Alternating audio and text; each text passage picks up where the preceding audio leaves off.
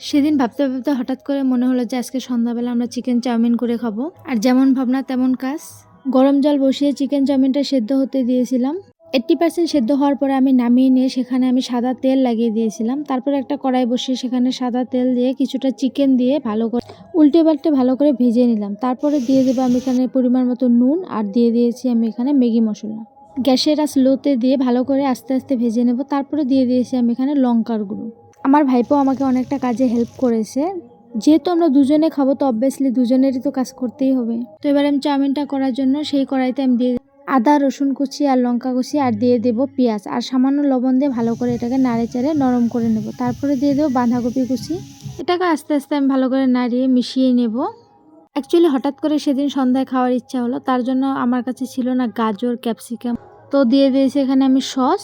সব কিছুর সাথে একবার সসটাকে ভালো করে মিশিয়ে নিয়ে তারপরে দিয়ে দিয়েছিলাম আমি এখানে ম্যাগি মশলা। এই দিনটা ছিল 1 জানুয়ারি সন্ধ্যায়। বাড়ির পাশে পিকনিক করছিল, তো বক্সের আওয়াজ আসছিল, তো মনে হলো যে আমিও কিছু ঘরে বানিয়ে খাই। তো আমি আর আমার ভাইপো চাউমিনটাই বানালাম। তারপরে এখানে সব কিছু মশলার সাথে মিক্স করে দিয়ে দিয়েছিলাম চাউমিন।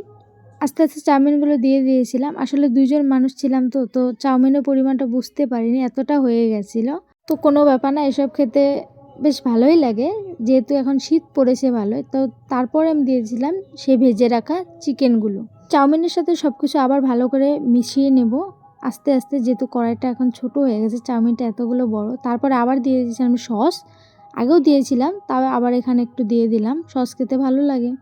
সব কিছু মিশিয়ে নেওয়ার পরে আবার উপর থেকে দিয়ে দিয়েছিলাম ম্যাগি মশলা। তারপরে আবার ভালো করে মিশিয়ে নিয়ে দিয়ে দিয়েছিলাম পরিমাণ মতো লবণ দিয়ে আমি গ্যাসটা লগে লগে বন্ধ করে দিয়েছি। তারপরে ভালো করে নাড়াচাড়া করে আরেকটু উপর থেকে সস দিয়ে তারপরে আমি নামিয়ে নিয়েছিলাম। মানুষ ছিলাম আমরা 2 জন, তো চাউমিনটা অনেক বেশি হয়ে গিয়েছিল, তো আমরা কিছুটা রেখেও দিয়েছিলাম কালকের জন্য।